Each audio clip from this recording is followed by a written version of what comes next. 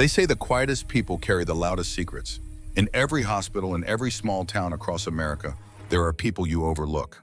The janitor who mops the floors, the security guard who nods you through, the supply clerk who restocks the shelves while you scroll through your phone. You don't see them because you're not supposed to. They've learned to be invisible. But invisibility is a choice, and some people choose it because the alternative is remembering who they used to be, what they used to do, the things they saw that no one should ever have to see. This is a story about one of those people. Her name is Evangeline Blackwood. To the staff at St. Michael's Hospital in Portland, Oregon, she's just Evie, the 56-year-old supply coordinator with the sensible orthopedic shoes and the graying hair always pinned back in a neat bun. She's the woman who brings homemade cookies on Fridays, the one who knows where every extra IV bag is hidden, the one who never complains, never raises her voice, never causes trouble. She's the woman you walk past without a second glance.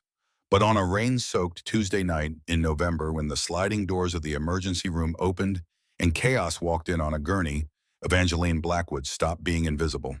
And the truth about who she really was, a truth buried under 15 years of silence and 20 years of secrets, was about to turn a quiet hospital into a battlefield.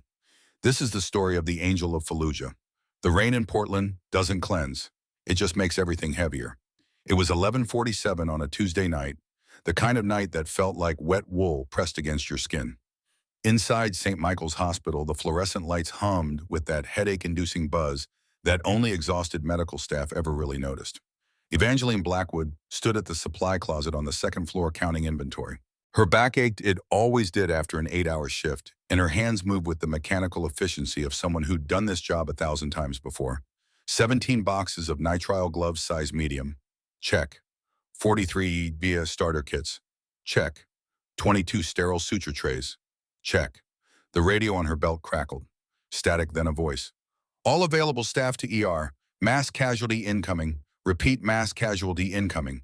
ETA 2 minutes. Evie's hands stopped moving. Her eyes closed for just a moment. In that moment, she heard something else. Not the hospital radio. Something older. Something from a place very far away. Desert wind. Helicopter rotors. Someone screaming. She opened her eyes. Her hands were completely steady. She picked up her supply cart and pushed it toward the elevator. Not running. Never running. Just that same measured pace she always used. The pace that made people think she was slow. Old. Harmless. The elevator doors opened on the ground floor and Evie pushed her cart into the emergency department. Chaos. That was the only word for it. Young residents running in 3 different directions. Nurses shouting orders over each other. Dr. Victoria Ashford, 34 years old, Harvard Medical School, 2 years out of residency, standing in the center of the trauma bay with her hands raised like she was surrendering. Where's the crash cart?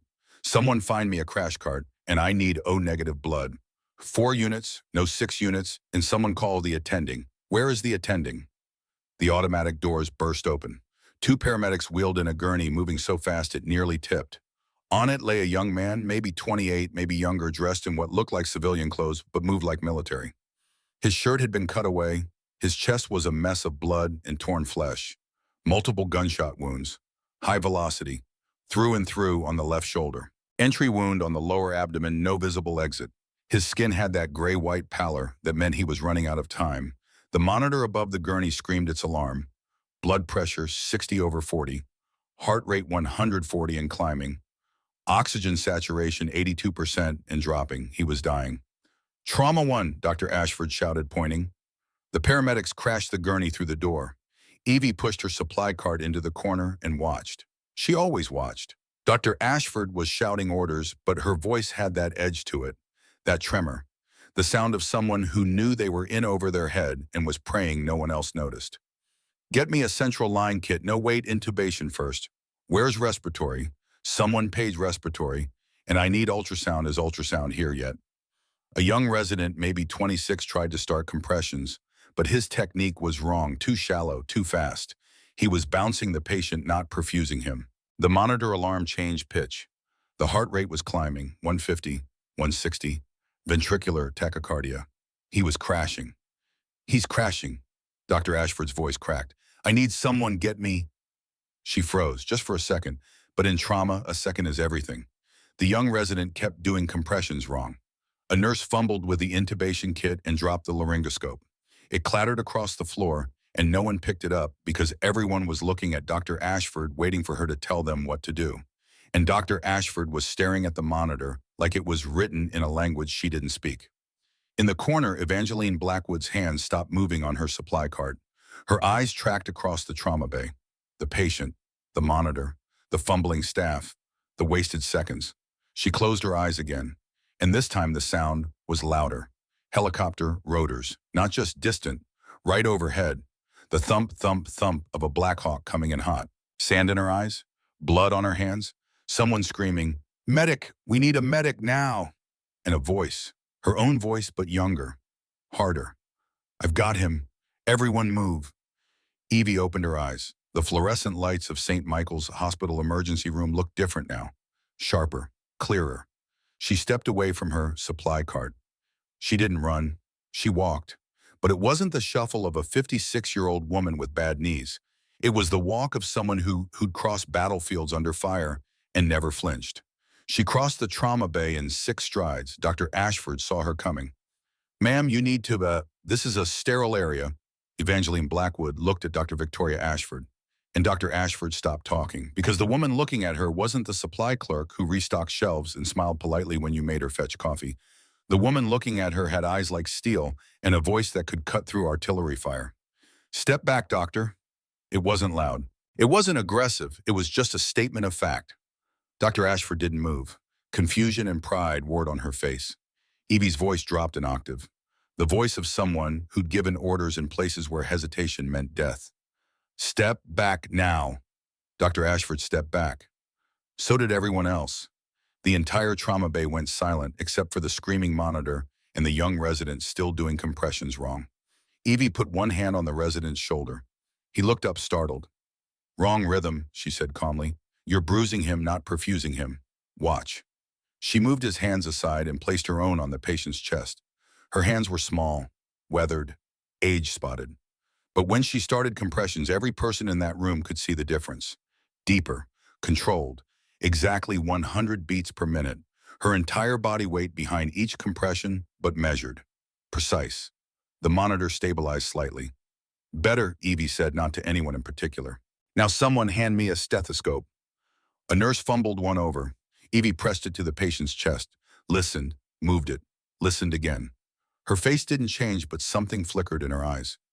Tension, pneumothorax, left side. His lungs collapsed and the pressures crushing his heart. Dr. Ashford found her voice. I wasn't sure if..." "I'm sure," Evie said. She looked up. "Someone give me a 14-gauge angiocath, second intercostal space midclavicular line. He needs a needle decompression, and he needs it 90 seconds ago." No one moved. They were all staring at her. This woman in orthopedic shoes and supply clerk scrubs speaking with the calm authority of someone who'd done this procedure 100 times in conditions 1,000 times worse than a well-lit emergency room. Now, the word cracked like a whip. A nurse grabbed the kit and handed it over. Evie didn't hesitate. Her fingers found the spot by touch. Second rib, just below the collarbone. Right above the third rib. She prepped the skin with one swipe of an alcohol pad, positioned the needle and pushed. The needle went in clean. There was a hiss, loud, distinct, the sound of trapped air escaping. The patient's chest expanded. His oxygen saturation jumped from 82 to 90. His heart rate dropped from 160 to 120. The monitor alarm changed from a scream to a steady beep. He was breathing, really breathing. The patient's eyes fluttered. His lips moved. He was trying to say something. Evie leaned close. His voice was barely a whisper. "Angel, you're the angel." Then his eyes closed again, sedated, exhausted, but alive. Evie straightened up. She stripped off the gloves she'd grabbed from somewhere and dropped them in the biohazard bin. She stepped back from the gurney, and as she did, she seemed to shrink. The steel went out of her posture. The command left her voice. She was just Evie again. Supply clerk. Invisible. "He's stable," she said quietly. "You can take it from here, doctor." And then she turned and walked back to her supply cart. The entire emergency room was frozen. 15 people staring at her. Dr. Ashford opened her mouth, closed it, opened it again. Who are you?" Evie didn't turn around. She just pushed her cart toward the door. "No one important, doctor. Just someone who did her job." The doors closed behind her. For 5 full seconds, no one in the trauma bay moved. Then a young nurse, Emily Patterson, 24 years old, 6 months out of nursing school, whispered the question everyone was thinking. Who the hell was that? An older nurse, Margaret Sullivan, 58 and 20 years at St. Michael's, answered without looking away from the door. That's Evangeline Blackwood, work supply, part-time, been here about 5 years. She paused. Used to be something else. Nobody knows what. Ashford looked down at the patient. His vitals were steady now, color returning to his face. He'd come in dying and now he had a chance. Because of a supply clerk. I want her file, Dr. Ashford said. I want to know everything about her. Margaret shook her head slowly. Her file's almost empty. Just says she's a registered nurse licensed in Oregon. Before that, she shrugged. Nothing, like she didn't exist before 5 years ago. Dr. Ashford stared at the closed doors. Outside in the quiet hallway, Evangeline Blackwood pushed her supply cart back toward the elevator. Her hands were shaking now. Just a tremor. The adrenaline wearing off. She'd promised herself she wouldn't do this again. Wouldn't step back into that role. That life. But when she'd heard that monitor screaming, when she'd seen that young man dying on the gurney, she hadn't been able to stop herself. Because some things you can't unlearn. Some instincts never die. She reached the elevator and pressed the button. While she waited, she caught her reflection in the polished steel doors. For just a moment, she saw someone else looking back. Someone younger, harder, covered in desert dust in someone else's blood. The elevator dinged. The doors opened. Evie pushed her cart inside and let the doors close. The reflection disappeared. Morning came too early. Evie woke at 5:30, same as always. Her alarm didn't go off because she never set one. Her body just knew. 35 years of military discipline doesn't fade just because you're not wearing the uniform anymore. She made coffee. Black, strong enough to strip paint. She ate oatmeal standing at the counter while watching the local news on a small television that was probably older than some of the residents she worked with. The news anchor was talking about the latest VA budget cuts, another hospital closing. More veterans left without care. Evie turned it off. She showered, dressed in her scrubs, plain blue, no patterns. Nothing that drew attention, and pinned her gray hair back in its usual bun. She looked at herself in the mirror and saw exactly what she wanted to see. No one special, no one important, no one you'd look at twice. She drove to work in her 15-year-old Toyota Camry. It had 200,000 miles on it and a dent in the rear bumper from where someone had backed into her in a parking lot 3 years ago. She'd never bothered to fix it. St. Michael's Hospital looked different in daylight, less dramatic. Just another building in another city where people came to heal or die, depending on what cards they'd been dealt. Evie parked in the back lot, the spot furthest from the entrance, the spot no one else wanted. She walked into the hospital through the service entrance and took the back stairs to the second floor. She clocked in at 7:03. 3 minutes late, but no one noticed. No one ever noticed. The morning briefing was already underway in the break room. 15 people crowded around the table drinking coffee from paper cups and half listening while the night supervisor gave her report. Evie stood in the back, silent. The supervisor finished. Any questions? No one raised a hand. All right, day shift, you're up. Let's have a good one. People filed out. Conversation started up. The usual morning chatter. Evie poured herself coffee and sat at the small table in the corner, the one near the window that no one else used because it was too far from the coffee maker. She opened her lunch bag, a sandwich she'd made last night, an apple, a small bag of pretzels. 2 tables over, a group of young residents were talking, loud enough that she could hear every word, even though they weren't trying to be loud. They just didn't think anyone was listening. Did you hear about last night? A male voice. Dr. Marcus Webb's second-year resident, cocky as hell. The trauma, yeah, I heard. Ashford totally froze. A female voice. Dr. Sarah Lancaster, first-year competitive. Not just froze, apparently some random old lady had to jump in and save the guy. What, who? I don't know, one of the supply people or something, but get this, she did a needle decompression, without waiting for orders, without checking with anyone. Jesus, that's like way outside scope of practice. Right, that's what I said. Someone should report her. One wrong move and that's a massive lawsuit. Ashford said the woman saved the guy's life. Yeah, well, Ashford's a first-year attending. She'd think anyone looked good in that situation. Laughter. Still, though, some old supply clerk playing hero. That's dangerous. These older staff, they're a liability. They don't know the new protocols. They're not tech savvy, and they're just waiting around to get injured or make a mistake so they can sue. Totally. The hospital should just age them out. Make them retire at 60 or something. More laughter. Evie took a bite of her sandwich and chewed slowly. She didn't look up, didn't react. She'd heard worse. She'd been called worse. Words didn't hurt when you'd seen what she'd seen. The conversation moved on to something else. A party this weekend, someone's new car, the usual things that young people with their whole lives ahead of them talked about. Evie finished her coffee and threw away her cup. As she walked past the table of residents, none of them looked up. She was invisible again. Good. She made it to the hallway before she heard footsteps behind her. Mrs. Blackwood. Wait, Evie stopped and turned. Emily Patterson, the young nurse from last night, was hurrying toward her. Her face was bright with excitement and something like awe. Mrs. Blackwood, what you did last night, that was incredible. Where did you learn to do that? Evie gave her a small, tired smile. Just muscle memory, dear. Nothing special. Nothing special. You saved that man's life. Ashford said she's never seen anything like it. You were so calm, so... Miss Patterson, a man's voice, sharp, authoritative. They both turned. Leonard Graves stood at the end of the hallway. He was 48 years old, wore expensive suits, and had an MBA from some school back east that he mentioned in every meeting.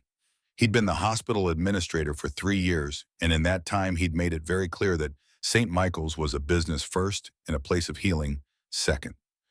Mrs. Blackwood, he said, his smile not reaching his eyes. Could I see you in my office, please? It wasn't a question. Emily looked between them and worried. Mr. Graves, if this is about last night, Mrs. Blackwood was, Thank you, Miss Patterson. That'll be all. Emily hesitated, then walked away with one last concerned glance at Evie. Evie followed Leonard Graves down the hallway to his office. He didn't speak, didn't look back, just walked with that brisk, efficient stride of someone who believed time was money and money was everything. His office was on the third-floor corner window view of the river. The walls were covered with framed certificates and motivational posters. Efficiency, excellence, innovation. Words that sounded good in board meetings but meant nothing in trauma bays. Graves sat behind his desk and gestured to the chair across from him. Sit. Evie remained standing. Graves sighed like she was already being difficult. Fine, stand if you want. This won't take long. He opened a folder on his desk. Evie recognized it. Her personnel file. Thin, very thin. Last night, Graves said, not looking at her, you performed a medical procedure in the emergency department. A needle decompression. The patient was dying, Mr. Graves. The patient was Dr. Ashford's responsibility. Dr. Ashford was... Dr. Ashford is a licensed physician. You are a supply coordinator. Evie's jaw tightened. I'm also a registered nurse, licensed in the state of Oregon. I'm qualified to... You're qualified to perform procedures under the direction and supervision of a physician. Were you directed to perform that procedure? Silence. Were you supervised? More silence. Graves closed the folder. That's what I thought. He leaned back in his chair, studying her. Evangeline. May I call you Evangeline? Most people call me Evie. Evie. He said it like he was trying out the name, seeing how it fit. I'm going to be frank with you. You're 56 years old. You work part-time. You make $14 an hour plus benefits. You're not exactly what we'd call essential personnel. The words hung in the air like a blade. Evie didn't react, didn't blink. Graves continued. St. Michael's is undergoing a transformation. We're rebranding, becoming more modern, more tech-forward. We want staff who represent the future of healthcare. Young, energetic, social media savvy. He paused. You don't fit that demographic. I do my job, Mr. Graves. Your job is to stock supplies, not to practice medicine. A man's life is irrelevant if it costs us a lawsuit. Graves's voice rose, then he caught himself, smoothed his tie, smiled that smile again. Look, I'm not saying you did the wrong thing. Medically speaking, you probably saved that patient. But from a liability standpoint, from a policy standpoint, you stepped way outside your role, and that creates problems. Problems? Evie repeated softly. Problems? If you'd made a mistake, if that needle had hit something it shouldn't have, we'd be looking at a massive lawsuit. And our insurance doesn't cover you for that kind of procedure. You're a supply clerk. You're covered for slips and falls, not emergency medicine. He opened a drawer and pulled out a paper, slid it across the desk. This is a written warning. One more incident, any incident where you step outside your designated role and we'll have to let you go. Do you understand? Evie looked at the paper, didn't touch it. Sign it, please. She picked up the pen, signed her name, put the pen down. Good. Grace filed the paper away. Now, I need you to understand something. You're not a hero, Evangeline. You're an employee. And employees follow rules. If you can't do that, then maybe it's time to consider retirement. He smiled. We clear, Crystal, Mr. Graves. Excellent. You can go. Evie turned and walked to the door. Oh, and Evangeline. She stopped, hand on the doorknob. Try to stay invisible. It suits you better. She didn't respond, just opened the door and walked out. The door closed behind her with a soft click. In the empty hallway, Evangeline Blackwood stood very still. Her hands weren't shaking now. They were steady, perfectly steady. Because she'd learned a long time ago how to keep everything locked down tight. How to smile and nod and say, yes, sir. No, sir. Whatever you say, sir. How to be invisible when invisible was what kept you alive. She walked back to the supply closet and finished her inventory. 17 boxes of nitrile gloves, 43 IV starter kits, 22 sterile suture trays, everything in its place, everything under control. But deep inside, in a place she'd locked away 15 years ago, something was stirring, something that remembered what it felt like to be more than invisible. The apartment was small, one bedroom, one bathroom, a kitchen, barely large enough for one person to stand in. The rent was $800 a month, utilities included, and the building was old enough that the pipes rattled when anyone above her ran water. But it was clean, military clean. Everything had its place. The dishes were washed and put away. The bed was made with hospital corners tight enough to bounce a quarter. The floor was swept every morning and mopped every Saturday. On the mantel above the electric fireplace that didn't work sat 4 photographs in simple black frames. The first, a wedding photo. Evangeline at 25 in a simple white dress standing next to a man in marine dress blues. Jonathan Blackwood. Dark hair, strong jaw, eyes that crinkled when he smiled. They were standing outside a small church somewhere in North Carolina, both of them young and stupid enough to believe forever was real. The second, a baby. Nathaniel Jonathan Blackwood, 8 pounds 6 ounces, born at Camp Pendleton Naval Hospital, while his father was deployed somewhere he couldn't tell them about. The baby was wrapped in a blue blanket, sleeping perfect. The third, a group photo, desert camouflage, 8 soldiers' faces streaked with dust and sweat and exhaustion. Evangeline stood in the center, smaller than the rest, her combat medic patch visible on her shoulder. They were standing in front of a medical tent somewhere in Iraq. Behind them, you could see smoke on the horizon. Half the people in that photo were dead now. The fourth, a funeral. 3 years ago, Jonathan in his coffin, flag draped. Evangeline standing beside it in black, her face carved from stone. Their son Nathaniel beside her in his army uniform, home on emergency leave. Cancer, stage 4, pancreatic, 6 months from diagnosis to death. The VA had done what they could, which was never enough. Evie sat on her couch, secondhand bought from Goodwill, and stared at those photos. She did this every night, a ritual, a remembering. She'd made dinner, chicken breast steamed, broccoli, brown rice, measured portions. She ate it at the small table by the window, watching the rain slide down the glass. The television was on. Local news. She wasn't watching it. Just needed the sound. The silence of the apartment was too loud sometimes. Her phone rang. She looked at the screen. Unknown number. She almost didn't answer. Probably a spam call. Someone wanting to sell her extended car warranty or tell her she'd won a cruise she didn't enter. But something made her pick up.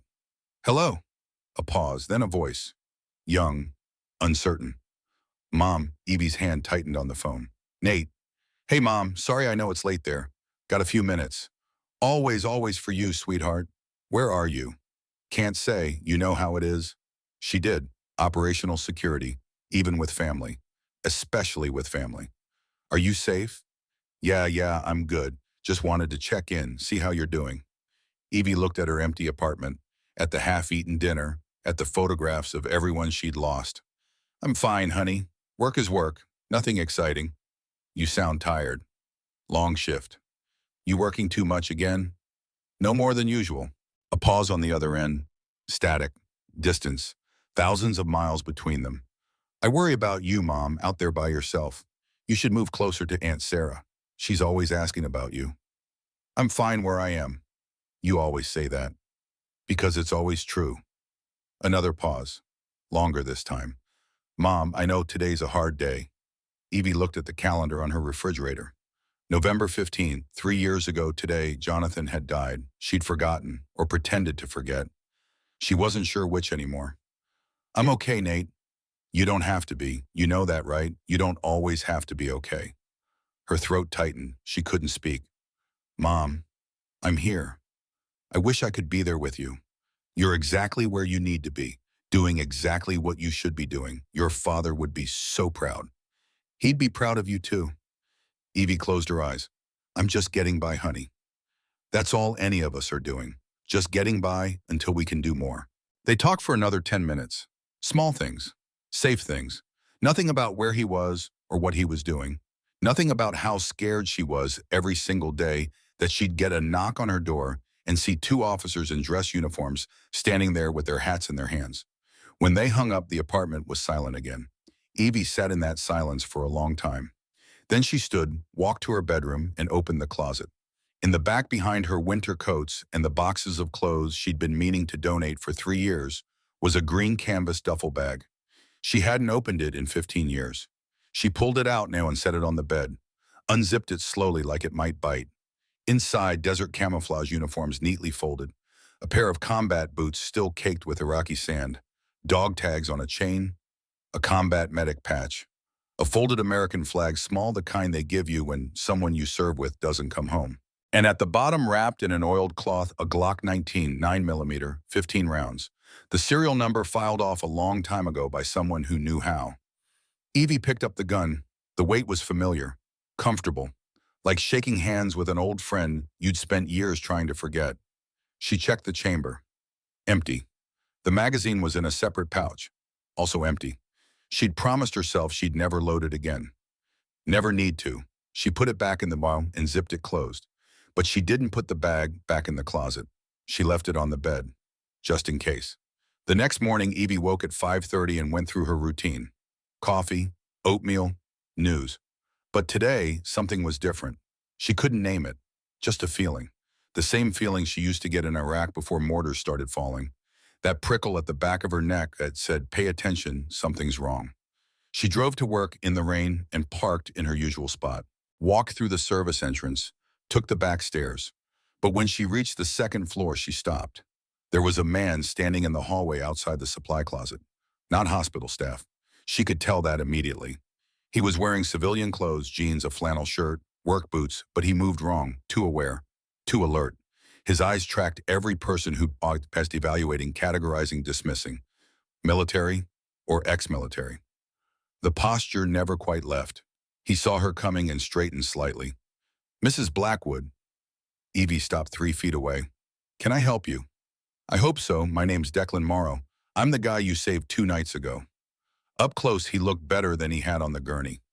Color in his face, moving under his own power. But she could see the tightness around his eyes. The careful way he held his left side. Still hurting, still healing. You should be in bed, Mr. Morrow. Yeah, well, I don't follow doctor's orders very well. He tried to smile. It didn't reach his eyes. Could we talk somewhere private? I'm working. This is important. Mr. Morrow, please. The word came out harder than he probably intended. Desperate. I need your help. Evie looked at him. Really looked. See past the civilian clothes to the man underneath. Late 20s, athletic build despite the injuries. Hands that had calluses in the right places. A faded tan line on his wrist where a watch used to be. And scared. He was scared.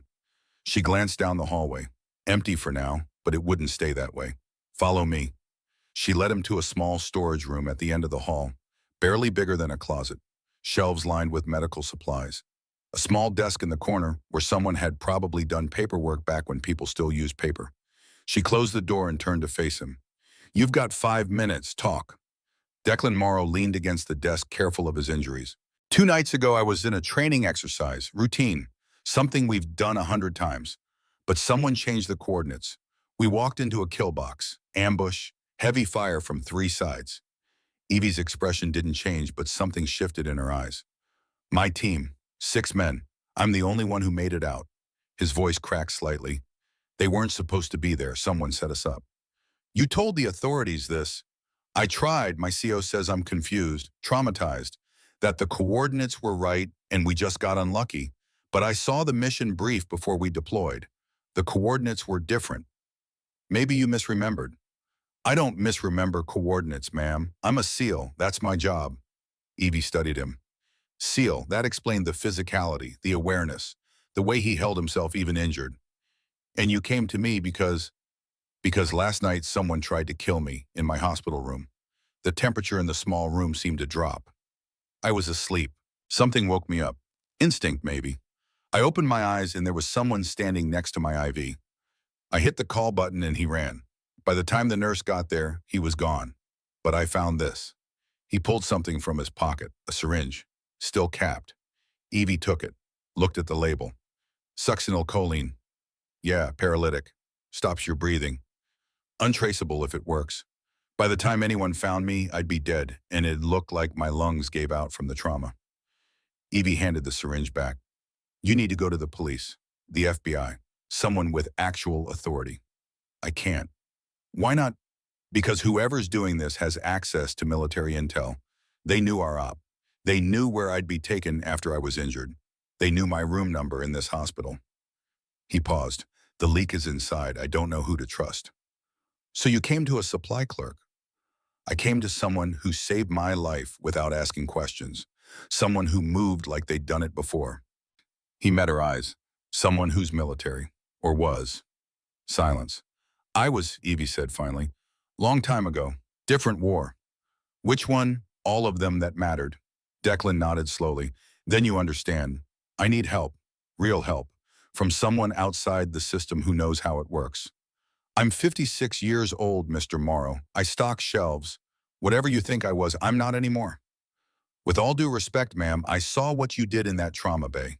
You didn't hesitate, didn't question. You just moved. That's not something you forget how to do. It's not something you should want to remember. Maybe not, but right now I need someone who remembers. Evie turned away from him, looking at the shelves of supplies. Sterile packages. Clean, ordered, safe. I can't help you. Why not? Because if you say you can't, then I'm dead. But if there's any chance, you can't change my mind. I have to try. Evie turned back to face him. I spent 20 years as a combat medic. Desert Storm. Iraq.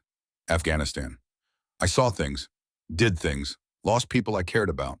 When I finally got out, I promised myself I was done. No more war. No more death. Just quiet work helping people heal. She paused. I'm not going back to that life. I'm not asking you to go back. I'm asking you to help me survive long enough to expose whoever's doing this. That's it. After that, you never see me again. No. Ma'am, I said no. The door opened. They both turned. Dr. Victoria Ashford stood in the doorway looking between them. Mrs. Blackwood, is everything all right? Fine, doctor. Mr. Morrow was just leaving. Ashford's eyes narrowed. Or Morrow, you're supposed to be in your room. You have a chest tube, for God's sake. I'm aware, Doc. Then you're also aware that if you pull that tube loose, you could recollapse your lung and die. Wouldn't be the worst way to go. Ashford looked at Evie.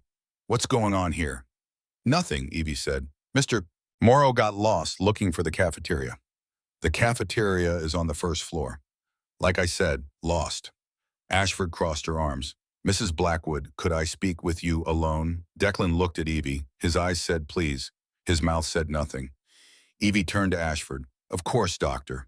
Declan left without another word. When he was gone, Ashford closed the door. What was that about? He had questions about his care. I told him to talk to his doctor. Bullshit. Ashford said it without heat, just stating a fact. I've been asking around about you, Mrs. Blackwood. Do you know what I found? I imagined my personnel file.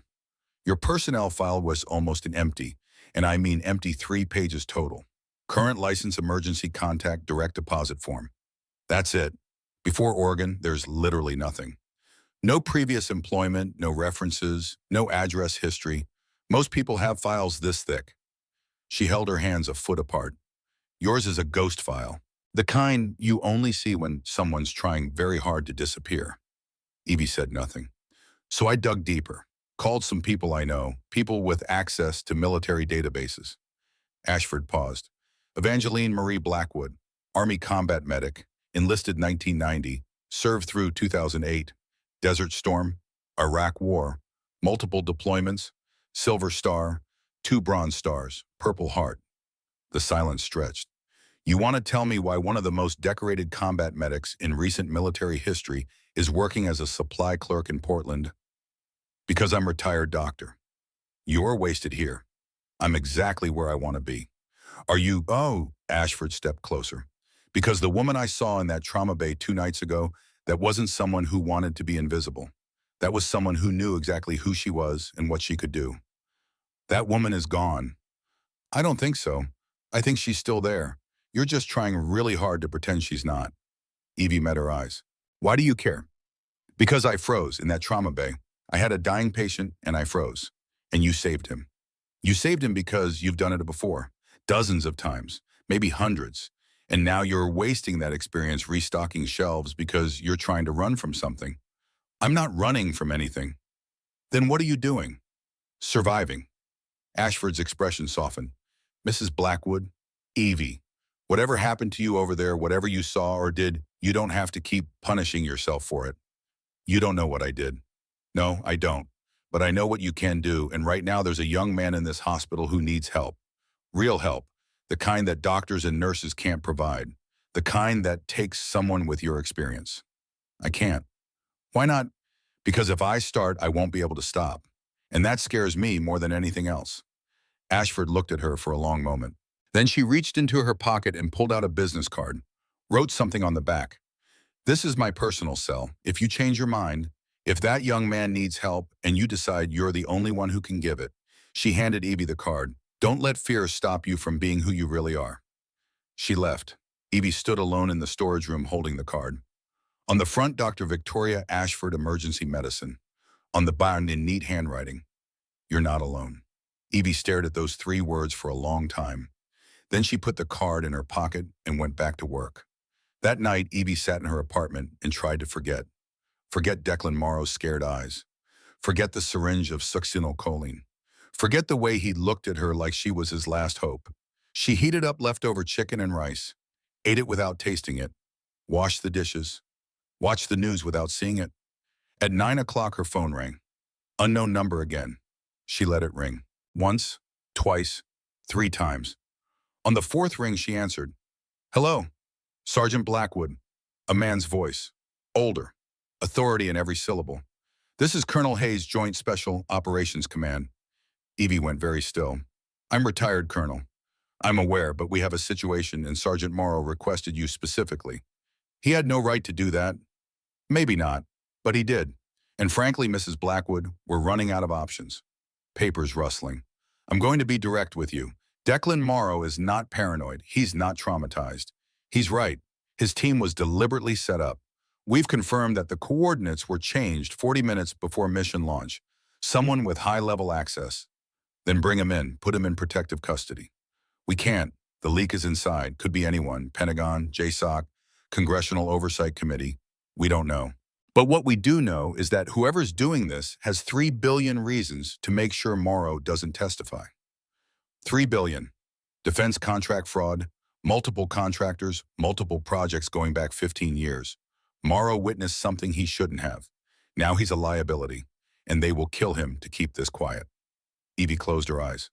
What do you want from me? I need you to keep him alive, off the books, no official channels. Just you and whatever resources you need. Long enough for us to figure out who we can trust and build a case.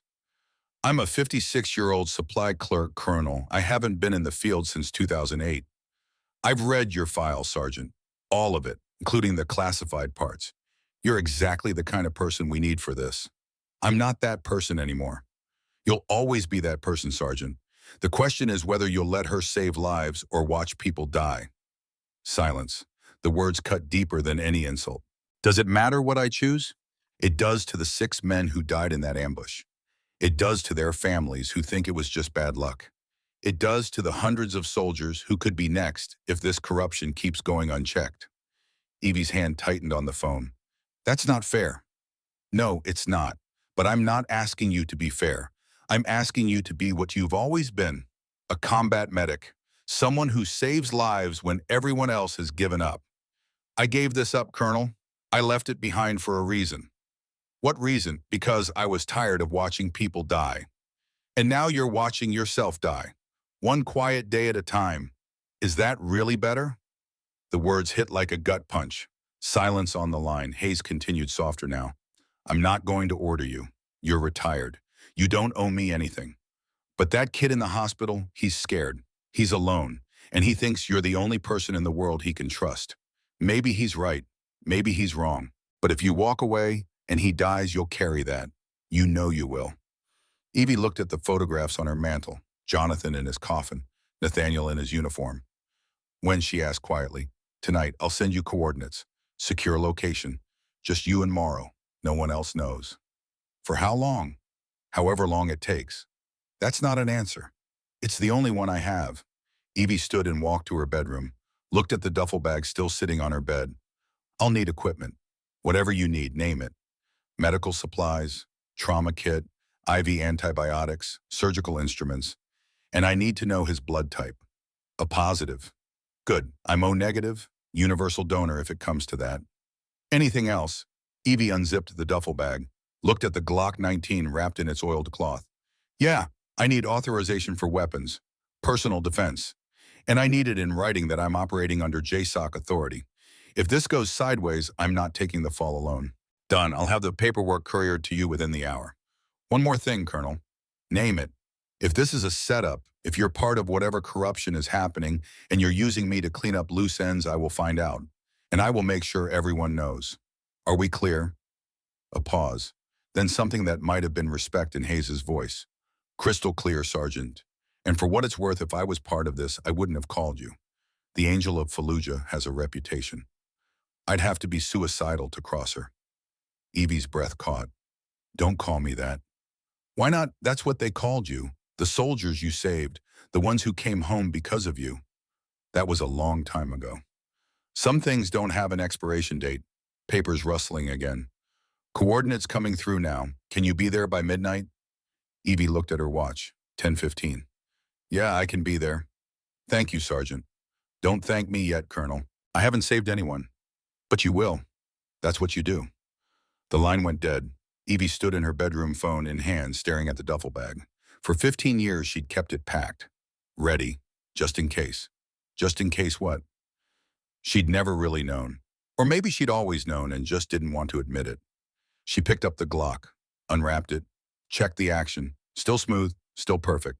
From another pouch in the bag, she pulled out 3 loaded magazines. 15 rounds each. 45 rounds total. She hoped to God she wouldn't need any of them, but she loaded the gun anyway. Before she left, there was one call she needed to make. She scrolled through her contacts, found a name she hadn't called in 6 months. Boone Callahan. The phone rang twice. Well, the angel rises from the grave. Thought you'd forgotten about me, Evie. His voice was gravelly roughened by cigarettes and whiskey and too many years shouting orders over gunfire. But underneath the roughness, there was warmth, real warmth. Hey, Boone, it's almost 10:30 at night and you're calling me. This is either really good news or really bad news. Which is it? I need to ask you something. Shoot. Remember what you said last month about me wasting my skills at that hospital? Yeah. You still feel that way? A pause. When Boone spoke again, his voice had changed. More alert, more serious. What's going on, Evie? I can't explain everything right now, but I need to know if I needed help. Real help. The kind that can't go through official channels. Could I call you, Bowen? Always, you know that. Even if it's dangerous. Especially if it is dangerous. I'm 60 years old, divorced, twice kids don't talk to me, and the VA can't figure out why my back hurts, despite the fact that I jumped out of perfectly good airplanes for 20 years. Dangerous sounds pretty good right about now. Despite everything, Evie smiled. I might take you up on that. You better. I've been waiting for an excuse to be useful again since the day I retired. Boone, don't try to talk yourself out of whatever you're about to do. I can hear it in your voice. You've made a decision. Stick with it. It's been a long time since I did anything like this. Riding a bike, Evie? Some things you don't forget. This isn't riding a bike. No, it's harder and more important. But you're one of the best combat medics I've ever seen. If someone needs help and you can give it, then you give it. That's who you are. That's who you've always been. Evie's throat tightened. I'm scared. Good. Means you're smart. Stupid people don't get scared. They just get dead. What if I can't do this anymore? What if I'm too old, too slow, too rusty? Then you'll figure it out. You always do. But Evie, listen to me. You're not too old. You're experienced. You're not too slow. You're measured. You're not rusty. You're disciplined. Don't let fear tell you lies about who you are. She wiped her eyes. When had she started crying? Thanks, Boone. Anytime? And Evie, whatever you're about to do, you call me if you need backup. I don't care if it's 2 in the morning or the middle of Sunday dinner. You call. I will. Promise? Promise. Good. Now go be the angel. God knows this world needs more of them. She hung up. For a moment, she just stood there, phone in hand, tears on her cheeks. Then she wiped her face, grabbed her duffel bag, and walked out the door. The rain had stopped, but the streets were still wet. The city lights reflected in the puddles, turning everything into a watercolor painting. Evie drove through the empty streets, following the GPS coordinates Hayes had sent her. They led to the outskirts of the city, an old industrial area, abandoned warehouses and empty lots. The kind of place where people didn't ask questions. The coordinates stopped at a building that looked like it might have been a factory once. Chain link fence, broken windows, graffiti on the walls. But the lock on the gate was new, and the security camera mounted on the corner was definitely not abandoned. Evie punched in the code Hayes had sent. The gate clicked open. She drove through. In the parking lot, there was one other car, black SUV, government plates. She parked next to it and got out. The side door of the building opened. A young man in military fatigues stepped out. Not regular army. The uniform was clean, no insignia, no patches. Private security, or something worse. Sergeant Blackwood. That's me. Colonel Hayes is inside. Follow me. She grabbed her duffel and followed him into the building. The inside was cleaner than the outside. Someone had been here recently. The floors were swept. The lights worked. At the end of a hallway, there was a door with another keypad lock. The soldier punched in a code and opened it. Inside was a small room, medical equipment, a hospital bed, monitors, IV stands. And lying in the bed looking pale but alive was Declan Morrow. He looked up when she entered. Relief flooded his face. You came. Against my better judgment. A man stood from a chair in the corner. Older, 60s, military bearing even in civilian clothes. Sergeant Blackwood, Colonel Andrew Hayes. He extended his hand. She shook it. His grip was firm but not crushing. A man who had nothing to prove. Thank you for coming. Thank you for the authorization paperwork. It'll be in your email within the hour, along with an encrypted sat phone number. Anything you need, you call that number. Medical supplies, backup extraction, whatever it takes. You trust me that much? I trust your record, and I trust that you wouldn't be here if you weren't committed. Evie looked around the room. How long do we have this space? As long as you need it. It's off the books. Officially, this building is condemned. Unofficially, it's a JSOC safe house. No one knows about it except me and 2 other people I trust with my life. And if your 2 people are compromised, then we're all dead anyway. He said it matter-of-factly. No drama, just truth. Evie nodded slowly. Fair enough. Hayes moved toward the door. I'll leave you to get settled. The soldier outside is Private Miller. He's with you for the next 12 hours, then he'll be replaced. Shifts every 12 hours. Different face each time. They'll stay outside unless you call for them. And if someone tries to breach, they'll slow them down. But Sergeant, if it comes to shooting, you're on your own. These men are good, but they're not expendable. You understand? I understand. Hayes stopped at the door, turned back. One more thing. When this is over, when Morrow testifies and we've rolled up everyone involved, there's going to be a lot of grateful people, congressional medals, photo ops, media attention. I want you to know that none of that has to happen. If you want to disappear again after this, go back to your quiet life, I'll make sure that happens. No one will know you were involved. Evie looked at Declan in the bed. And if I want people to know, then I'll personally recommend you for the Medal of Honor. Your choice. But you don't have to make it now. He left. The door closed. Evie and Declan looked at each other. You really came, he said quietly. Yeah, well, I'm an idiot. She set down her duffel bag and started unpacking. Medical supplies, trauma kit, the Glock in its holster. Declan's eyes widened when he saw the gun. Is that necessary? Hope not, but hope's not a strategy. She pulled out a stethoscope and moved to his bedside. How are you feeling? Like I got shot multiple times. Specific symptoms: pain level 1 to 10, shortness of breath, dizziness, nausea. Pain's about a 6. Breathing's okay, little dizzy when I stand up. No nausea. She listened to his chest. Lung sounds were clear, heart rate slightly elevated but steady. You're healing, but you're not healed.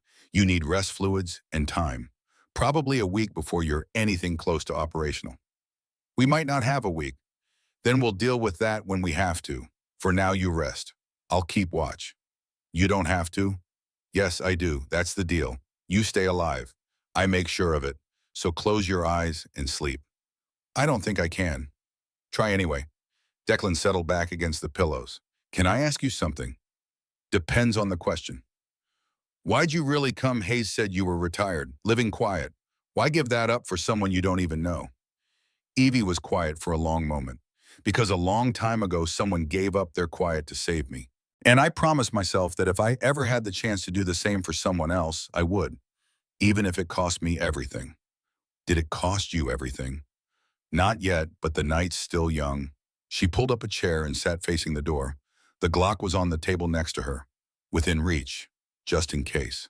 Declan closed his eyes. After a while, his breathing evened out.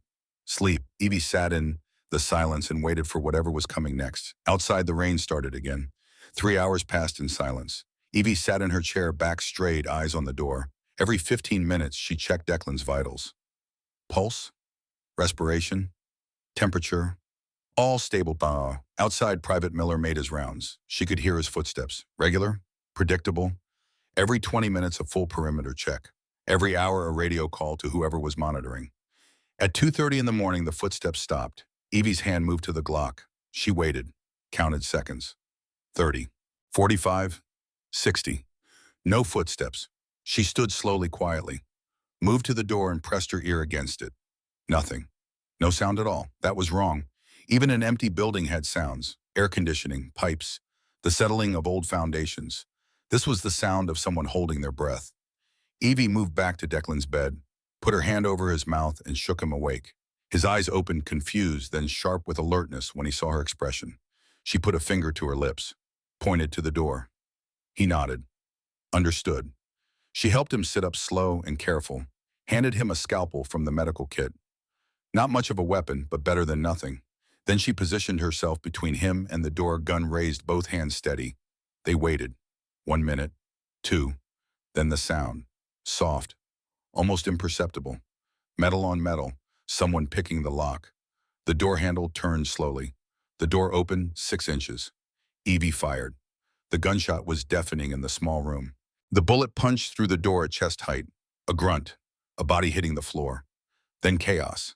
The door slammed open. 2 men rushed in, both armed, both moving with professional precision. Evie fired twice more. One shot caught the first man in the shoulder. He spun, went down. The second man returned fire. 3 shots, 2 hit the wall behind her. The third grazed her arm, a line of fire across her bicep. She dropped, rolled, came up behind the hospital bed. The man advanced, weapon tracking. Declan threw the IV stand. It hit the man's gun arm, knocked his aim wide. Evie fired. Center mass. The man dropped. Silence except for the ringing in her ears. She moved forward, checked both bodies. The first man was unconscious, bleeding from the shoulder. The second was dead. No identification, no patches, no insignia. Just black tactical gear and suppressed weapons. Professional killers. Miller, Declan said, voice tight. Evie moved to the door, looked out into the hallway. Private Miller was on the floor, throat cut, dead eyes staring at nothing. She closed her eyes for 1 second, opened them. We need to move. Now. Declan was already up, swaying slightly but functional. Where? Anywhere but here. They found us once, they'll send more. She grabbed her duffel, threw the medical supplies back in, kept the Glock out. Can you walk? Have to. They moved into the hallway. Evie led, weapon up, clearing corners. Declan followed, one hand pressed to his side where fresh blood was seeping through his bandages. The building had 3 exits, front, back, side. The attackers had come through the side, which meant they probably had the front covered too. Back exit, she said quietly. They moved through the abandoned factory floor. Old machinery, shadows. 1,000 places someone could hide. Halfway across, Evie heard it. A sound that didn't belong. She grabbed Declan and pulled him down behind a rusted conveyor belt just as gunfire erupted from above. The muzzle flash came from the catwalk. Two shooters, covering the back exit. They were trapped. How many? Declan whispered. Two above. Probably more outside. We're outnumbered and outgunned. So what do we do? Evie looked around. Old factory, lots of metal, lots of rust, lots of things that could break. Her eyes landed on the electrical panel. Old.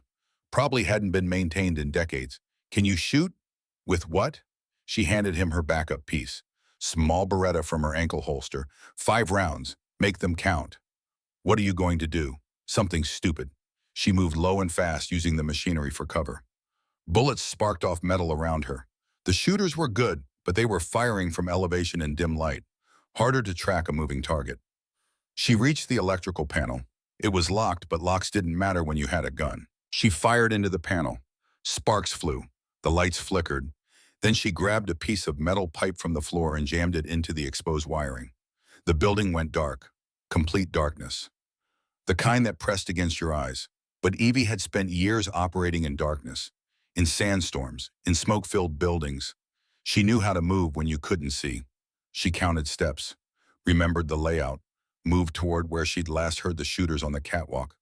Behind her, Declan fired twice, drawing their attention, giving her cover. She found the catwalk stairs, climbed silently, one hand on the rail, one hand holding the Glock. At the top, she heard breathing, close, maybe 10 feet away. She froze, listened. 2 men, one reloading, one scanning the darkness below. She moved toward the sound of reloading. That man was vulnerable, distracted. 4 steps, 3, 2. She pressed the Glock against what she hoped was his back. Don't move. He moved. She fired. Point blank. He dropped. The second man spun toward the sound. She was already moving, dropped to the catwalk floor as he fired where she'd been standing. His muzzle flash lit up the darkness for a split second, enough to see where he was. She fired twice. Both shots hit. He fell backward, crashed through the rusted catwalk railing, and plummeted 20 feet to the concrete below. Silence. Evie stayed low, breathing hard, blood running down her arm from the graze wound, hands shaking from adrenaline. Clear, she called down. Clear, Declan responded. She made her way back down. Found Declan in the darkness by following his breathing. You good? Define good. Alive. Able to move. Then yeah, I'm good. They made it to the back exit. Evie checked through the small window. No movement outside. Either the shooters were well hidden or they'd pulled back when the shooting started. On 3, she whispered. We run for the tree line. 30 yards. Don't stop. Don't look back. Just run. Copy. 1, 2, 3. She kicked the door open and they ran. Gunfire erupted from the left. Bullets tore up the asphalt around them. Evie returned fire without aiming, just putting rounds down range to make the shooters keep their heads down. 20 yards. 15. 10. Declan stumbled. She grabbed him, half-dragged him, the last few yards. They crashed into the trees and kept moving. Branches whipped at their faces. Roots tried to trip them, but they kept going. Behind them, the gunfire stopped. They weren't following. Why weren't they following? Evie pulled Declan down behind a fallen log. Listened. Nothing. No pursuit. No movement. Then she understood. They weren't following because they didn't need to. They knew where Declan was going. They knew who he'd call. They were waiting for him to lead them to the next safe house. We can't go back to Hayes, she said quietly. What? They knew about this location, which means either Hayes is compromised or his communications are. Either way we contact him, they'll know where we are. So what do? We disappear completely. No official channels, no military support, just us. Where, Evie thought. She needed somewhere safe, somewhere off the grid, somewhere the military wouldn't think to look. And then she remembered. I know a place. It was Wednesday morning, barely 18 hours since she'd saved Declan's life in the ER, less than 12 since the firefight at the safe house. Her body screamed for more rest, but her mind was already alert. The VA hospital in Northeast Portland wasn't much to look at. Built in the 70s, renovated badly in the 90s, it had the tired, worn-down appearance of a place that had been underfunded for so long that everyone just accepted it as normal. The parking lot had potholes. The paint was peeling. Half the exterior lights were burned out. But it was open 24 hours. And more importantly, it was full of people who'd spent their lives learning how not to ask questions. Evie pulled her car into the back lot at 4 in the morning. Declan was barely conscious, slumped against the passenger door. "Stay here," she said. "I'll be right back." She walked through the emergency entrance. At this hour, it was quiet. One nurse at the desk reading a paperback novel. The nurse looked up. "Can I help you?" "I need to see Boone Callahan. He volunteers here." "Honey, it's 4 in the morning. Volunteers don't come in until, call him. Tell him Evie's here. Tell him it's urgent." Something in her voice made the nurse pick up the phone instead of arguing. 5 minutes later, Boone Callahan came through the doors looking like he'd dressed in the dark, which he probably had. He saw Evie and his expression shifted from annoyed to alert in an instant. "What happened?" "I need your help, and I need a place to hide someone, somewhere off the grid." "How far off the grid?" "Far enough that the military won't find him." Boone didn't ask questions, just nodded. "Follow me." He led her through the hospital down corridors that looked like they hadn't been updated since the building opened. At the far end of the West Wing, he stopped at a door marked Storage. "We're renovating this wing. Supposed to start next month, but you know how the VA is. Could be next year before they actually break ground." He unlocked the door. Inside was a large space mostly empty, old hospital beds stacked against one wall. Boxes of outdated equipment. "It's not much, but no one comes here. I've got keys. I can bring you supplies. Food, water, medical equipment, whatever you need." "Boone, don't try to explain or apologize or any of that. You need help, I'm giving it. That's what brothers do." She hugged him, hard. "Thank you. Just don't make me regret this. If anyone finds out I'm harboring fugitives in a federal building, I'll lose my volunteer status and probably go to jail. I'll keep that in mind." She went back to get Declan. Between the two of them, they half carried him into the storage room and got him onto one of the old hospital beds. He was feverish now. The exertion had reopened his wounds. Blood soaked through his makeshift bandages. Boone took one look and whistled low. "He needs a doctor." "He can't see a doctor. They'll report him." "So what are you going to do?" Evie opened her duffel bag, pulled out her trauma kit. "I'm going to do what I've always done. Improvise." For the next 2 hours she worked. First she cleaned and resutured his wounds. The bullet that had grazed him during the firefight had torn through the original stitches. Infection was setting in. She started an IV, antibiotics, fluids, pain medication. Boone assisted handing her instruments, holding pressure where she needed it. He'd been a ranger medic once a long time ago. His hands remembered. By the time the sun came up, Declan was stable, sleeping, fever breaking. Evie sat back exhausted. Her arm throbbed where she'd been grazed. She'd bandaged it hastily but hadn't taken the time to clean it properly. Boone grabbed her arm. "Your turn." "I'm fine." "Bullshit. Sit down and let me work." She was too tired to argue. He cleaned the wound. It was deeper than she'd thought. Not life-threatening, but painful. "You're going to have a scar," he said. "Add it to the collection." He bandaged it properly, then poured 2 cups of coffee from a thermos he'd brought. "Now, you want to tell me what the hell is going on?" She did, all of it. Declan's ambush, the conspiracy, the attack at the safe house, the dead soldier. When she finished, Boone was quiet for a long time. "You're in deep, Evie." "I know. Deeper than you've been in years." "I know. And you're not backing out." "Can't. That kid in there, he's got no one else. If I walk away, he dies. And if you stay, you might die too." "Yeah, I might." Boone nodded slowly. "Then I guess we better make sure that doesn't happen." You think I'm letting you do this alone?" "Hell no, you're going to need backup. Resources. Someone watching your six." "Boone, you can't." "I can, and I am. Besides, what else am I going to do? Watch TV, play bingo? I'm 60 years old and bored out of my mind. This is the most alive I've felt in years." Despite everything, Evie smiled. "You're insane." "Probably, but I'm your kind of insane." A sound from the hallway, footsteps. They both froze. Boone moved to the door, looked through the small window. "It's just security, making rounds." He turned back to her. "But we need to be careful. This wing is supposed to be empty. If anyone sees lights or hears voices, they'll investigate. Then we need to be quiet. And we need a better plan than hiding in a storage room hoping no one finds us." Evie knew he was right, but she was so tired. Bone tired, the kind of tired that came from adrenaline crash and blood loss and 24 hours without sleep. "Later," she said. "Right now I need to rest. I'll take first watch." "Boone." "Sleep, Evie, I've got this." She wanted to argue, but her body had other ideas. She found a clear spot on the floor, lay down on her jacket, and was asleep in seconds. She woke to voices. Not loud, not close. but voices that didn't belong. Evie was on her feet instantly, hand reaching for her gun. Boone was at the door looking through the window. He held up two fingers. Two people in the hallway. She moved beside him, looked. Two women, both in their 60s, one in a wheelchair, the other pushing it. They were moving slowly down the hallway, talking quietly. "That's Lorelei Brennan," Boone whispered. "And Delilah Thornton. They volunteer here too. Can we trust them?" Lorelei's former Army sniper, 3 tours in Iraq. Delilah was Air Force pararescue. If you're looking for people who know how to fight and keep their mouths shut, you could do worse. The women stopped at their door. Evie's hand tightened on her gun. Then Lorelei knocked. 3 times. Pause. 2 times.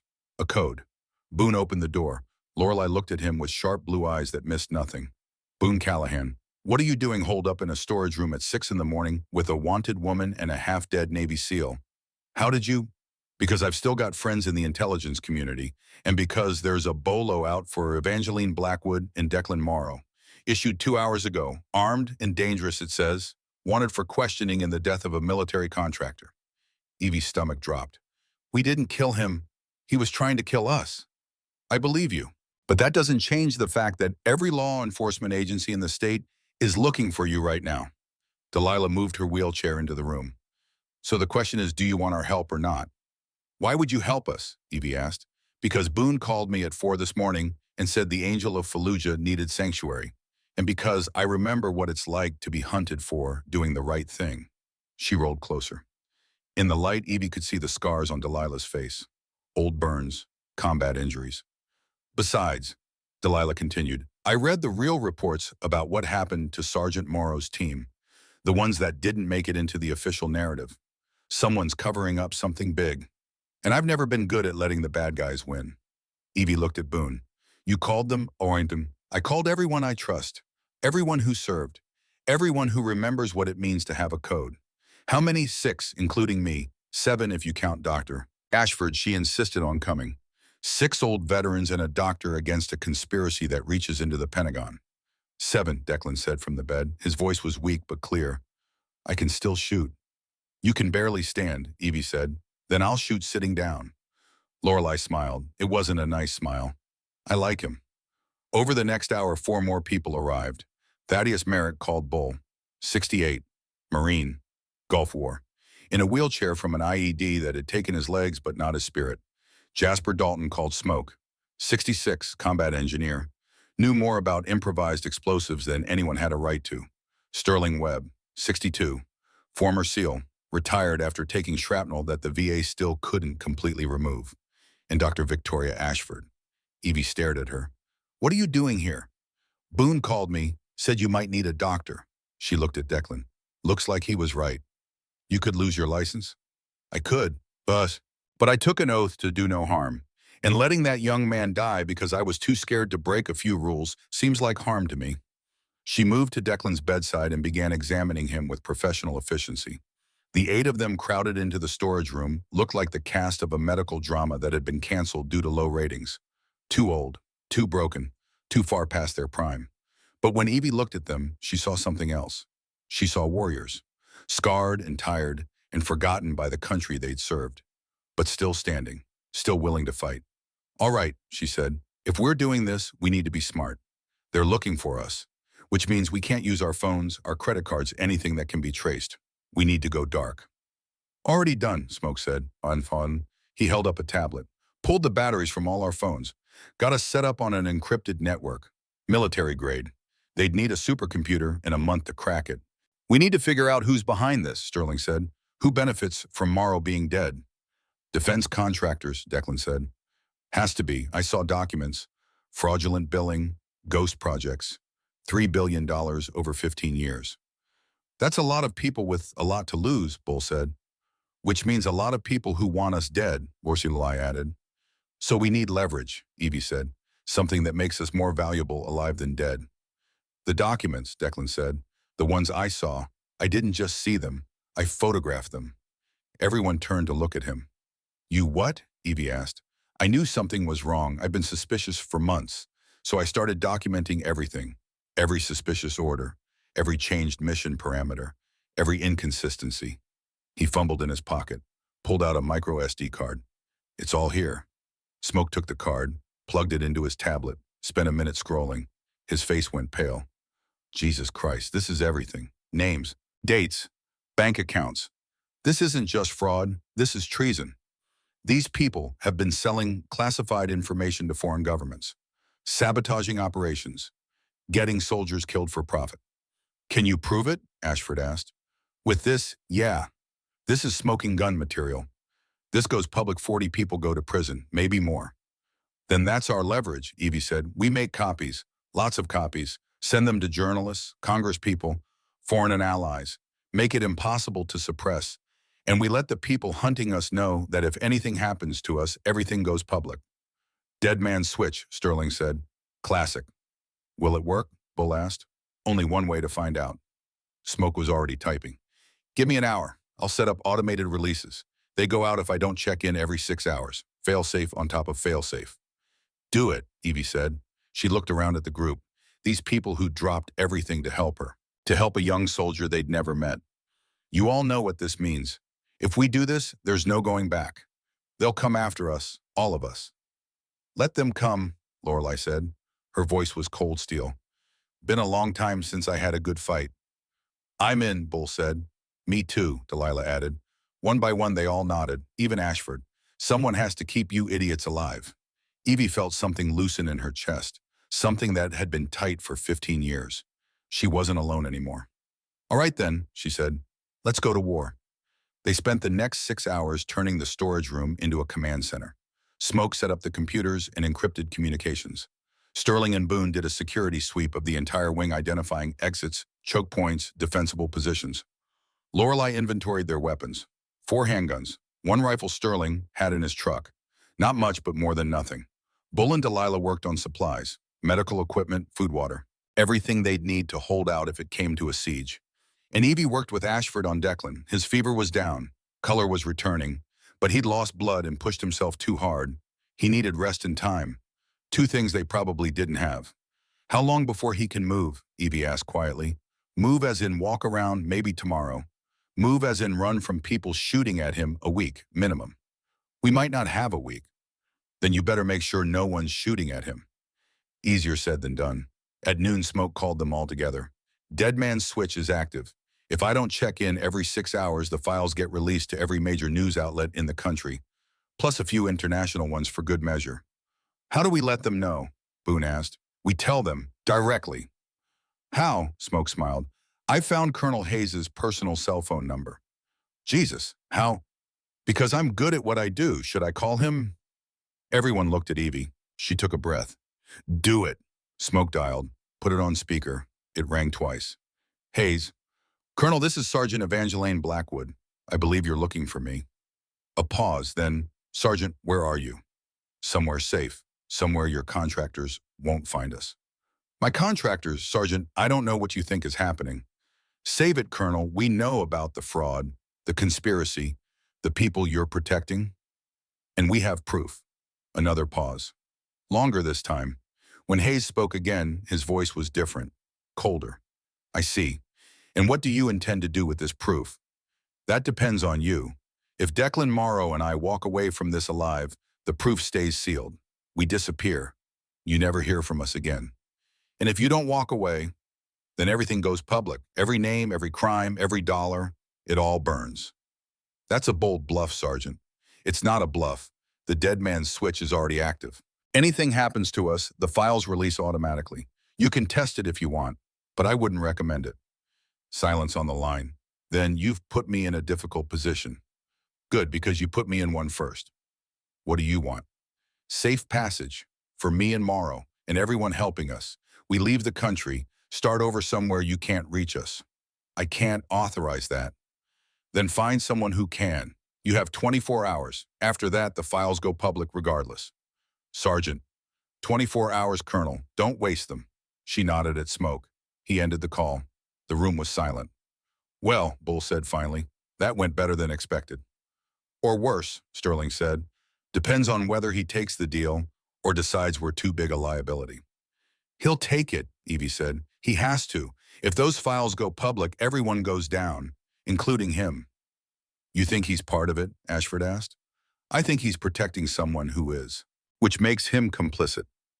So what now? Lorelei asked. Now we wait, and we prepare for the possibility that waiting doesn't work. They spent the afternoon fortifying their position. Bull positioned himself at the main entrance to the wing with Sterling, both armed, both ready. Lorelei took the high ground, positioning herself on the upper floor where she had sight lines on all approaches. Smoke stayed with his computers, monitoring communications, watching for any sign that they'd been found. And Evie stayed with Declan. He was awake now, alert, but weak. You really think they'll let us go? He asked. No, but I think they'll pretend to long enough for us to get somewhere safer. And then we run, as far and as fast as we can. That's not much of a plan. It's the only one we've got. He was quiet for a moment. I'm sorry for dragging you into this. You didn't drag me anywhere. I chose to help. That's on me. Still, you had a life, a quiet life, and now you're hiding in a storage room waiting for people to try to kill you. Yeah, well, quiet was overrated anyway, he smiled, then winced as the movement pulled at his stitches. Rest, she said. You're going to need your strength. For what? For whatever comes next. Night fell, the hospital got quieter, fewer staff, fewer visitors, just the hum of machines and the distant sound of someone crying in one of the wards. Evie did another perimeter check. Everyone was in position, alert, ready. She returned to the storage room and sat down next to Boone.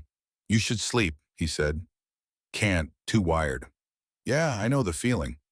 They sat in comfortable silence, the kind that only came from years of friendship, years of trusting each other with your life. You ever regret it? Boone asked. Leaving, retiring, trying to be normal. Every day and never. That doesn't make sense. I know, but it's true. Part of me misses it. The purpose, Mom. The clarity. You know who the enemy is. You know what you have to do. No gray areas. And the other part? The other part remembers all the people who didn't come home, all the funerals, all the families torn apart, and wonders if maybe peace, even a boring, quiet peace, is worth more than we give it credit for. And now I don't know. Right now, sitting here with a gun in my hand, waiting for someone to try to kill us, this feels right. More right than anything has in years.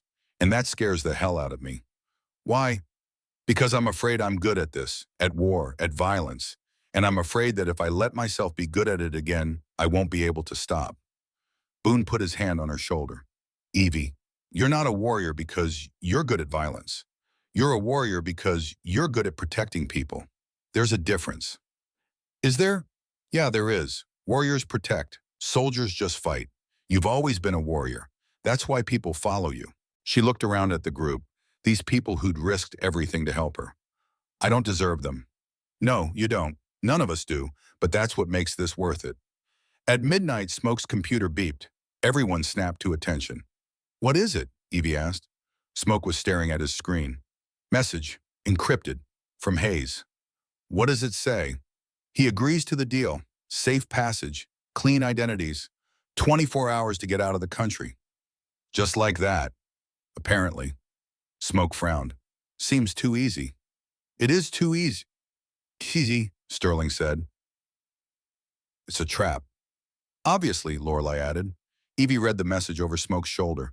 He wants to meet, tomorrow night, neutral ground, to hand over the documents and arrange transport. Where the old docks, Pier 17. Bull snored.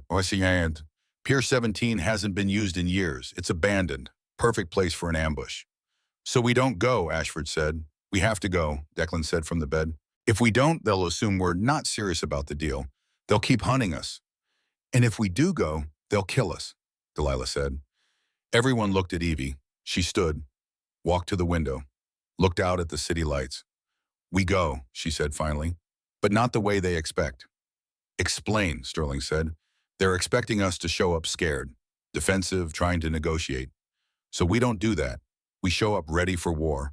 We turn their ambush into ours. With 6 old people and a half-dead seal, Bull asked.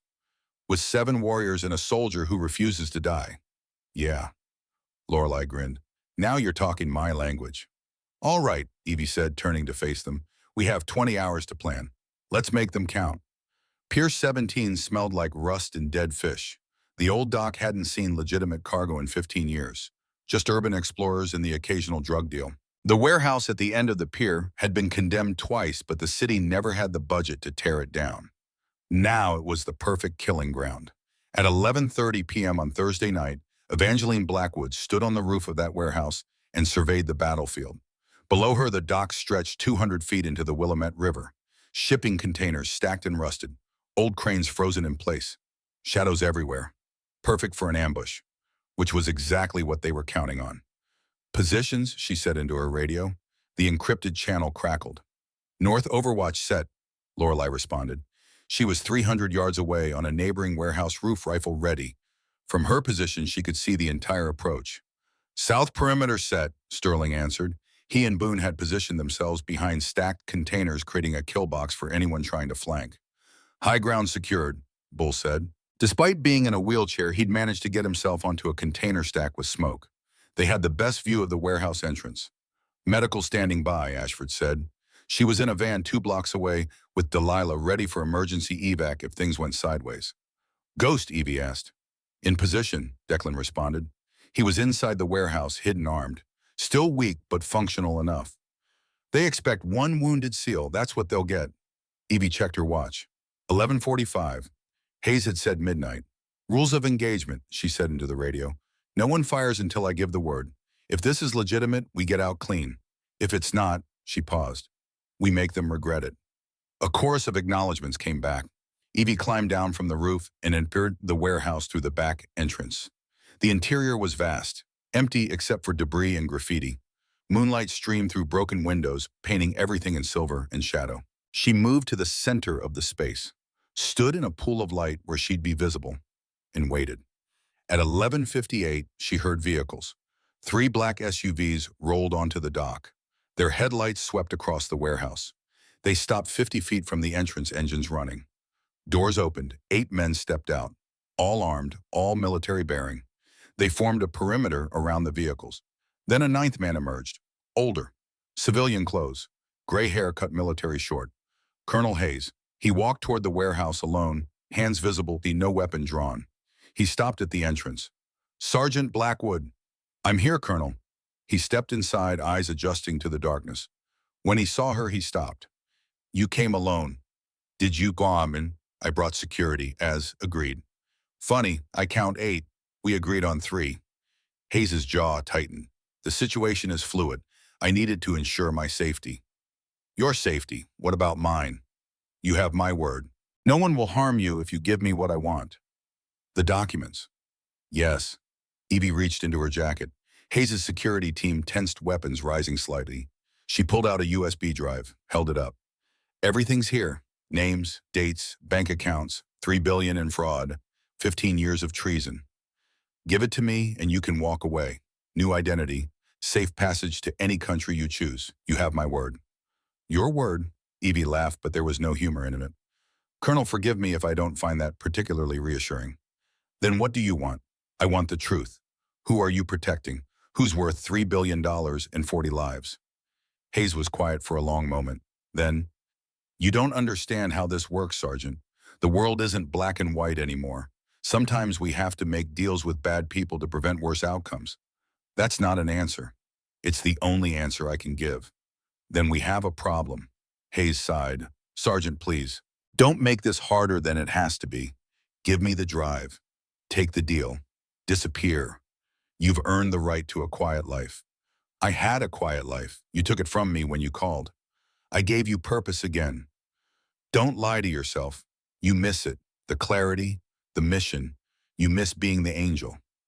Evie's hand tightened on the USB drive. You're right, I do miss it. But not the way you think. She threw the drive at his feet. Hayes looked down at it, then back up at her. Something changed in his face. That's not the real drive, is it? No, that's a copy, full of very real documents. But the originals, those are in a dozen different places, with journalists, lawyers, foreign intelligence services. If anything happens to me or my people, they go public. Automatically. Hayes's expression hardened. You're bluffing. You want to test that theory? Because I promise you, Colonel, the minute I stop breathing, your entire world burns. For 5 seconds, nobody moved. Then Hayes lifted his hand, made a gesture. The security team raised their weapons. Evie didn't move, just smiled. There it is, the truth. You should have taken the deal, Sergeant. Probably, but I've never been good at doing what I should. She touched her radio. One word. Now.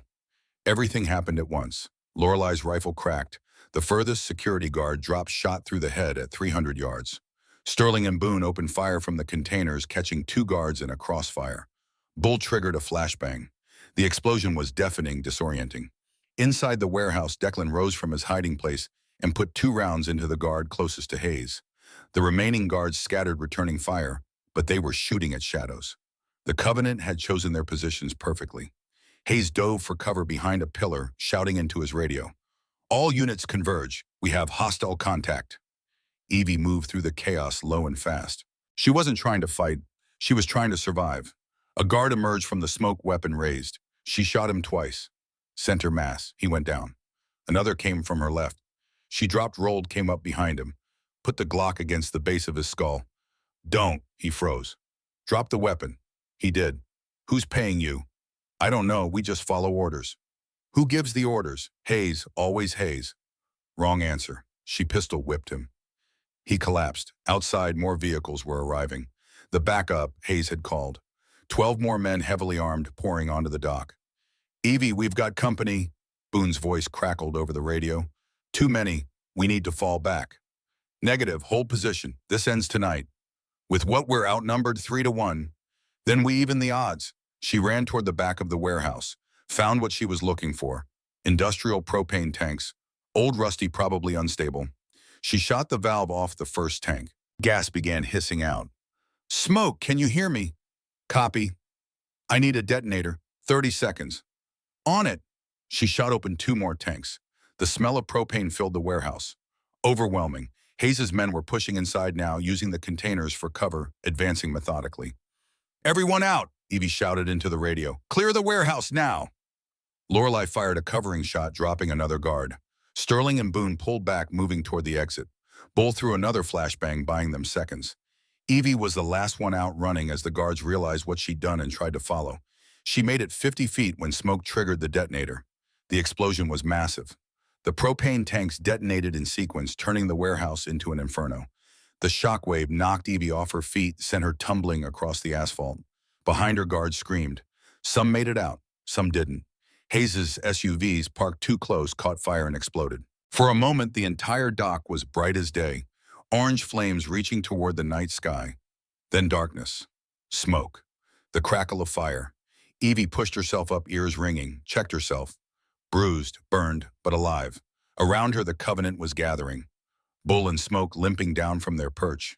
Sterling and Boone emerging from cover. Lorelai running up, rifle slung.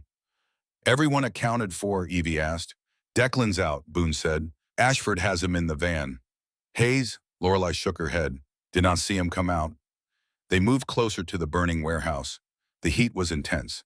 Then from the smoke, a figure emerged. Colonel Hayes, burned, bleeding, but alive. He was dragging himself across the ground, one leg clearly broken. He saw Evie and stopped. You're insane, he rasped. Evie walked over to him, stood above him, gun in hand. No, I'm tired. Tired of people like you sacrificing good people for bad reasons. You don't understand. The man I was protecting, he has information about terrorist cells, about nuclear materials. We needed him alive to stop. Just stop. Evie knelt down beside him. There's always a reason, always an excuse, but at the end of the day, you chose money and power over honor. And that I can't forgive. Hayes looked up at her. So what now? You kill me. No, I'm a medic. I save lives. She stood up. But I'm not saving yours. She walked away. Behind her, Hayes tried to call out, but his voice was lost in the roar of the flames. Sirens wailed in the distance. Fire trucks, police, coming to the docks. We need to move, Sterling said. Agreed. Ashford, what's your position? 2 blocks west, Declan's stable. Get here fast. They ran. 3 days later, the story broke on a Friday morning. The Washington Post, the New York Times, the BBC, Reuters, all simultaneously. Defense contract, scandal, $3 billion fraud exposed. The documents Declan had collected, released by Smoke's dead man's switch when Hayes tried to kill him, were everything. Undeniable. Comprehensive. 42 arrests in the first week. Senators and defense contractors, Pentagon officials, the biggest corruption scandal in military history. Colonel Hayes survived the explosion, but was in federal custody facing 40 counts of conspiracy fraud and attempted murder. The narrative was simple. A brave Navy SEAL had uncovered the conspiracy and barely survived. An anonymous group of veterans had protected him long enough to get the evidence out. No names, no faces, just the story. Exactly as Evie wanted it. She sat in her apartment, not the old one, a new one in a different city, and watched the news with the sound off. Her phone buzzed. A text from an unknown number. "Thank you, DM." She smiled. Declan was safe, given a new identity. A quiet posting somewhere far from Washington. He'd earned it. Another text. This one from Boone. "Drinks tonight, the Covenant wants to celebrate." She thought about it. Part of her wanted to disappear again. Find another hospital, another supply closet, another invisible life. But another part, the part that had been dormant for 15 years, was awake now. And it wasn't going back to sleep. She texted back where and when, 6 months later. The sign outside the building read, Pacific Northwest Trauma Training Institute. Below that in smaller letters, Director Evangeline M. Blackwood, RN, Silver Star. Inside a classroom full of young faces. 20 students, half military, half civilian, all here to learn. At the front of the room, Evie stood beside a tactical dummy. "Most of you will never see combat," she said. Her voice was clear, steady, the voice of someone who'd done this before. "But all of you will face situations where everything goes wrong, where protocol doesn't work, where the patient is dying and you have to make a choice." She picked up a needle, demonstrated the technique, clean, precise. "I'm here to teach you how to make that choice and how to live with it after." A hand raised. Young woman, maybe 24. "Ma'am, is it true you're the angel of Fallujah?" The room went silent. Evie looked at the student, then at the others. They were all watching, waiting. She'd spent 15 years hiding from that name, that legend, that life. But standing here teaching, passing on what she knew, this felt right. "I was a combat medic," she said finally. "I did my job, nothing more, nothing less. But if the soldiers I saved wanted to call me something, I'm honored, because they're the real heroes. They're the ones who came home and kept serving, kept living, kept fighting for what mattered." She paused. "That's what I want you to understand. Being a medic isn't about being a hero. It's about being there when someone needs you most. Even when you're scared, even when you're exhausted, even when every instinct tells you to run." She looked around the room. "You don't have to be fearless. You just have to care more about the person in front of you than you do about your fear." Class ended. Students filed out chatting, energized. Evie packed up her materials, closed her bag. A voice from the doorway. "Not bad for a supply clerk." She turned. Dr. Victoria Ashford stood there smiling. She'd taken a position at the institute as lead physician. Turned out she was tired of corporate hospitals too. "You staying for the ceremony?" Ashford asked. "What ceremony?" "Boone didn't tell you the VA's renaming their building after Jonathan. The Jonathan Blackwood Veterans Care Center. They're unveiling the plaque in an hour." Evie's breath caught. Her husband, honored, remembered. "I didn't know. He wanted it to be a surprise. Come on, the Covenant's already there. We're waiting for you." They walked together through the building, past classrooms where other instructors taught, past a wall of photographs, every student who'd graduated, every life they'd go on to save. Purpose, legacy, meaning, everything Evie had been searching for. Outside, the sun was shining. Portland was beautiful in spring. Across the street at the VA building, she could see them. Boone, Sterling, Bull, Lorelei, Delilah, Smoke, the Covenant, her family. And next to them in a military uniform was Declan.